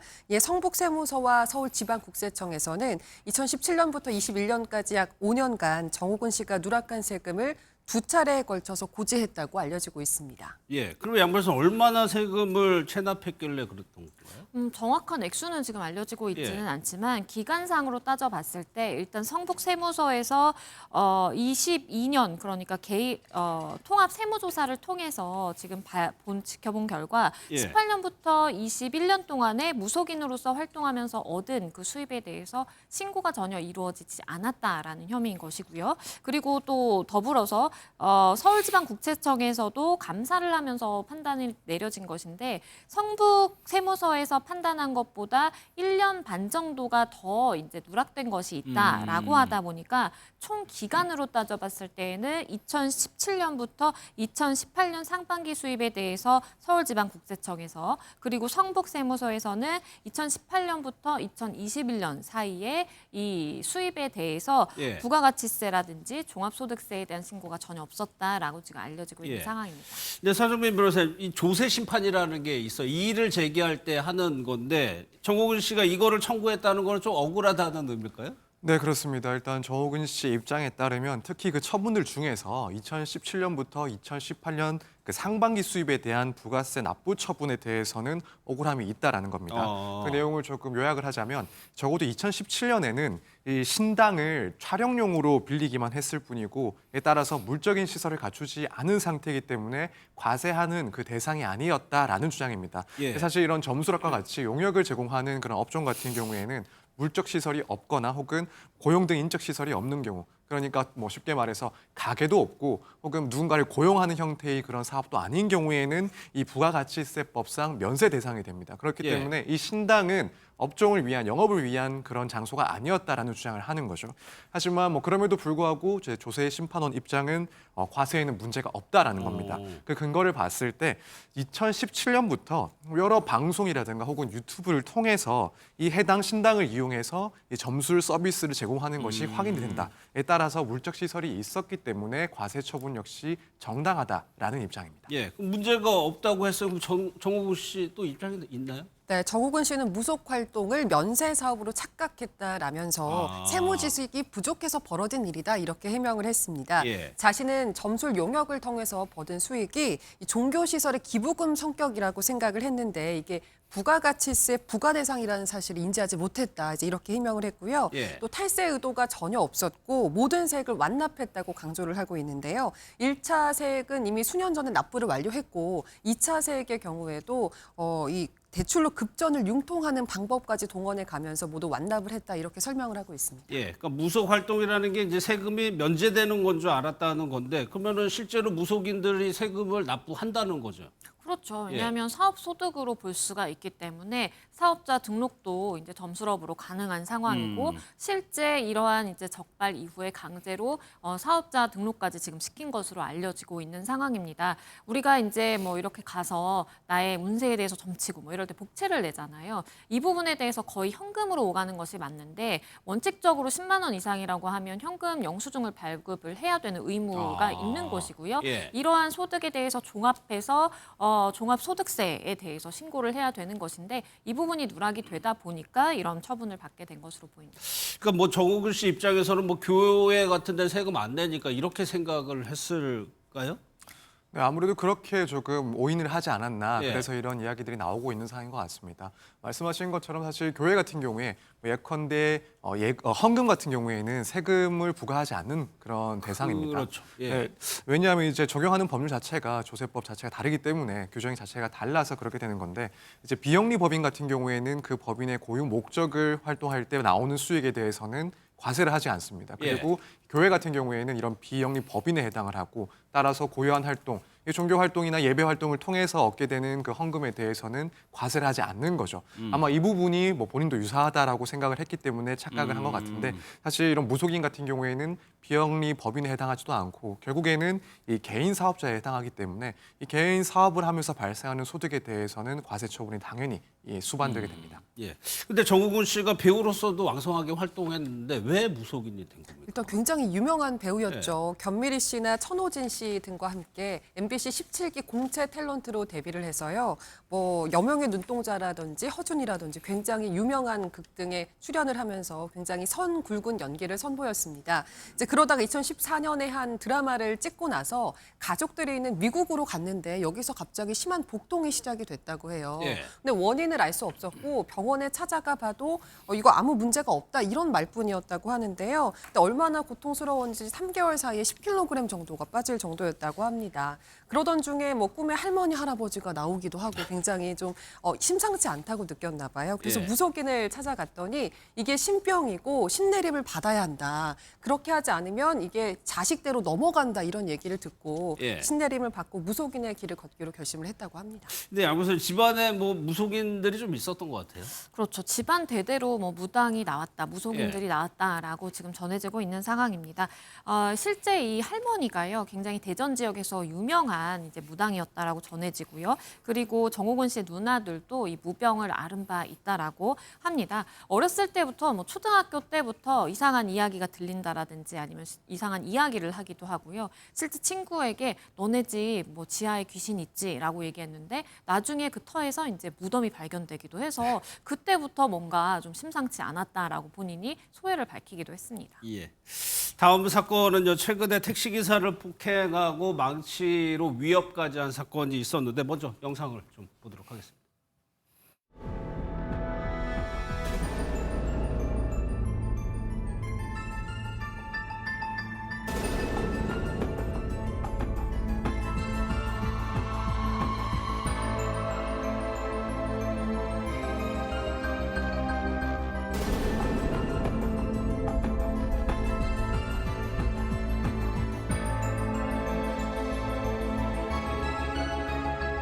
기사님이 갑자기 살려주세요, 살려주세요 하는 거예요. 뒤에 있는 그 승객분이 나이가 좀 있는데 목덜미 잡고 막 흔들어대는 거예요.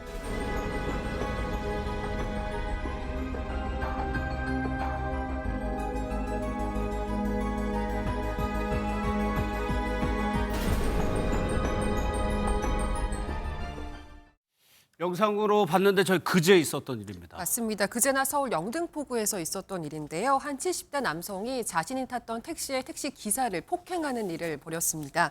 이 남성은 택시에서 내린 뒤에도 이 근처에 공구상가가 있었거든요. 여기서 망치를 들고 택시 기사를 위협을 했고요. 주변에 놓인 짐수레를 차로 내리치는 등 굉장히 공격적인 모습을 보였습니다. 예, 지금 영상에도 보이지만 낮 시간대였고 주변에 사람들도 있는 장소다 보니까 굉장히 불안했을 것 같아요. 그렇죠. 목격자 증언에 따르면요. 이 기사님이 갑자기 택시에서 나와서 살려주세요 하고 외쳤다라고 하고요. 70대 남성이 이 기사님의 목덜미를 잡고 흔들어댔다라고 말하기도 했습니다.